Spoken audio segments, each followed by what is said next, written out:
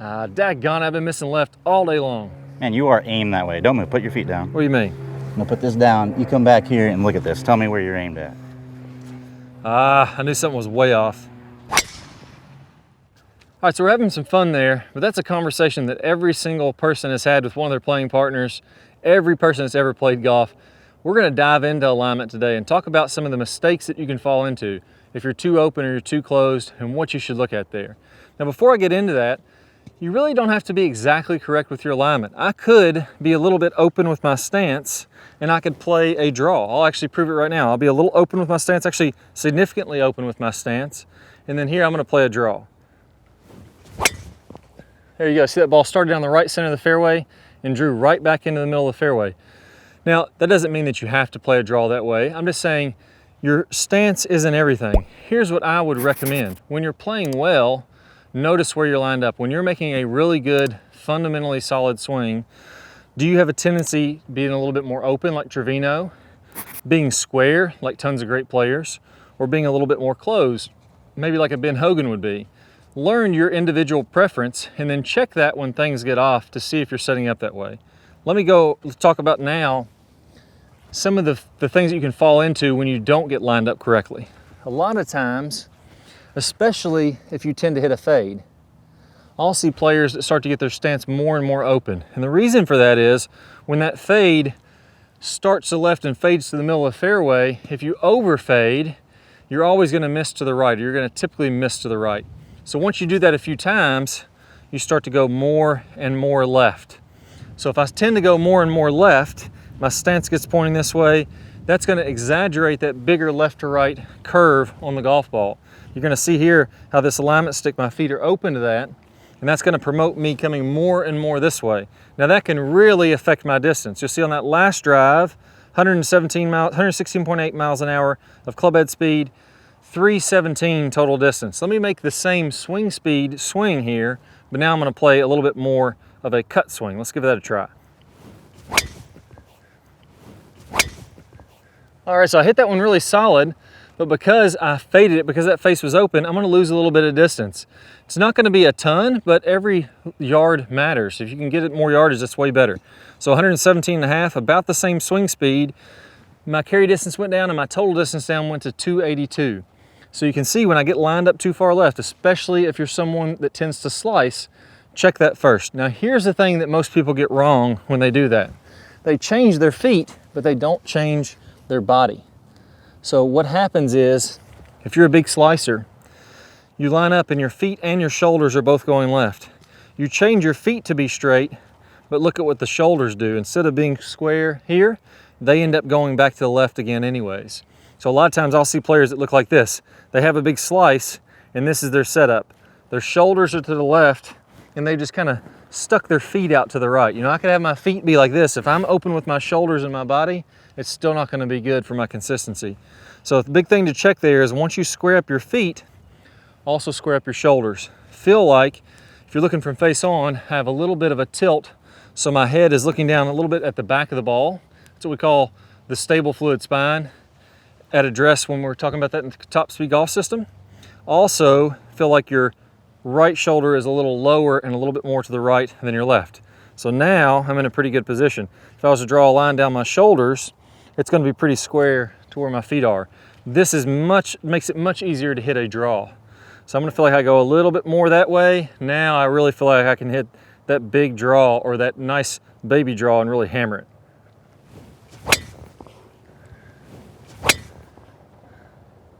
All right, so dead straight, got rid of that slice. Just in the right center of the fairway.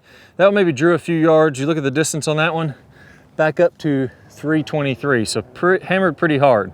Now on the opposite direction, let's say that I tend to line up too far to the right. Again, one of the things you might be doing is lining up to the right and overhooking it.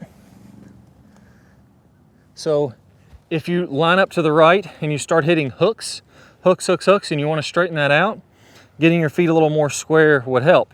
But then sometimes what players will do again is they'll line their feet up square, but then they'll get their body lined up way right. So now my shoulders are pointing over here. I feel like I'm really coming from the inside. Well, I'm gonna still continue to hook it if I do it that way. So we can see how that was a big swinging hook that I hit into the left rough because my shoulders were still tilted that way. So once you check your feet alignment, make sure that your shoulder alignment is square there too. I don't want that way over here where things can get off track. I'm gonna start hitting those big fades and those big hooks. So let's go to the other details here that are really important with this. One of them I already mentioned. Once I get my feet and my shoulders square, I wanna make sure that I have a little bit of tilt and my right shoulder is slightly lower than my left shoulder. If I take this club and I put it on my belt buckle and I put the top of the club at my shirt buttons, I want to tilt away until that line is going to the inside of my left leg. So again, my shirt buttons are behind my belt buckle and my spine angle's tilted slightly away. The reason this is important is because I have to be in this position to be able to get lag and to release that club out in front of this golf ball. If I'm straight up and down, I'm gonna cast. So I wanna have a little bit of tilt there. I wanna feel like my head is behind the golf ball, and now I'm set up in a pretty daggone good position to give this a good rip. There we go, nice and straight, right down the middle of the fairway. So from there, I'm in a good position with my body, I'm in a good position with my feet, I'm in a good position with my shoulders. Finally, I wanna be in a good position with the ball. I want to really make sure that this ball is toward the instep of my left foot if I'm hitting a driver. That way I can make sure that I'm hitting a little bit more up on it or at least level with the ball. Now when I switch over to an iron, if I want to be lined up correctly, I'm going to play the ball a little bit farther back. And it doesn't change that much when I go from a long iron to a mid iron.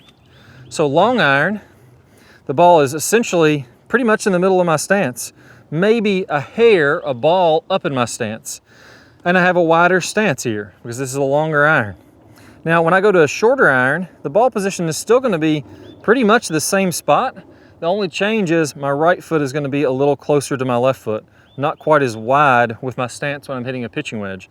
So really the relationship to your left foot and the ball stays the same with all shots off the ground, whether it's a 3-wood, whether it's a 4-iron, or whether it's a pitching wedge. The only difference is, as I narrow up my stance, that's gonna make it look a little farther back in my stance because this foot is going from there to there.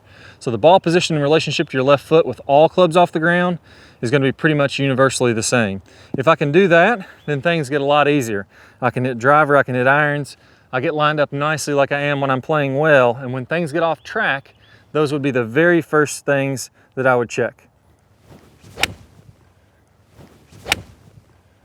So now how do I actually figure out where I'm aimed if I don't have somebody telling me? Let me walk you through the best way to do that.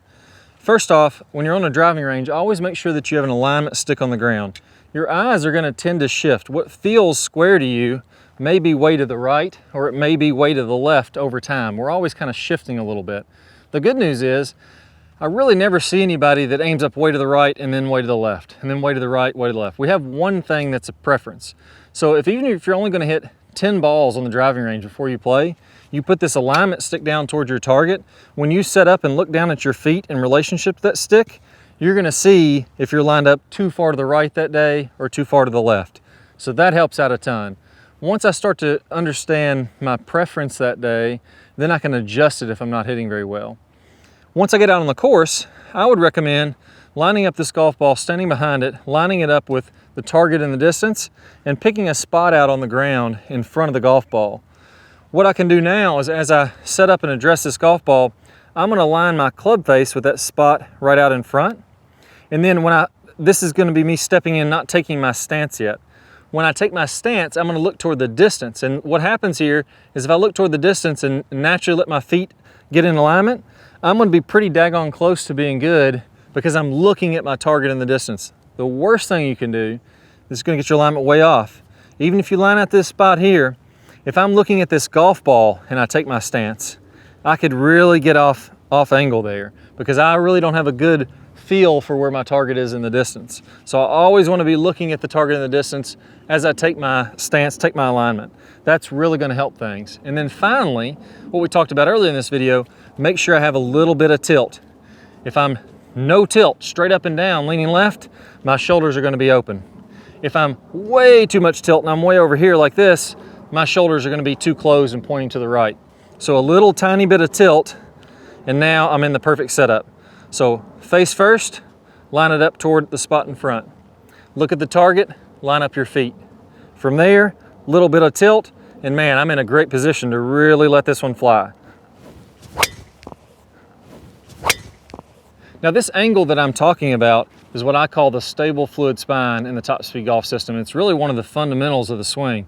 Once I get that angle, I can swing around my spine to the top of the backswing and swing around my spine in the downswing. That's going to be the right position for me to get lag and release this club in the front. If I'm way too tilted this way or I'm straight up and down, it's going to be very tough to get lag, and it's going to be very easy to cast the club and flip through contact, have all kinds of inconsistencies with not only your alignment, but where I'm grounding out if I'm hitting an iron, or whether or not I can swing square if I'm hitting a driver. I'm going to play one of the best videos that I've made on the stable fluid spine to show you how to go through that. I'll play a preview of that here in just 1 second. Go ahead and click the card that pops up on your screen, or if you don't see that card, no worries, go ahead and click the link down below in the description and you'll get instant access to that video. You'll get your spine lined up right so you can play some of your best golf. Let's go and get started. What is it that allows us to have consistency in the golf swing, and what is it that allows that consistency to fall apart and create some bad rounds? That's what we're going to talk about in this video today. Let's go ahead and get started. Everything that happens in the golf swing is initially dictated by what happens with the spine. So if we're looking at a skeleton, you know, my spine's in the center of my body and everything else in my body is attached to my spine. So my shoulders are attached to my spine, my arms attached to my shoulders, and then my arms are going to be actually swinging the club. Now when I see players that are really struggling, those guys that are hitting it out in the woods right, they're hitting in the left, then they have a few good holes, what's happening is their spine angle is changing. As they go to the top of the swing, maybe they have a reverse pivot, spine's angled back, falling back to the right, but there's a lot of inconsistency in that. And what happens is, as good athletes as we all are, the #1 fundamental in golf, correct, keep it nice and stable, but fluid, we're gonna be able to hit those good clean shots time and time again. And that's what I'm gonna show you in this series of videos. Henrik Stenson, top 5 in both driving distance and accuracy. Rory McIlroy here, playing some of the best golf that anybody's ever played, and you can see just how stable.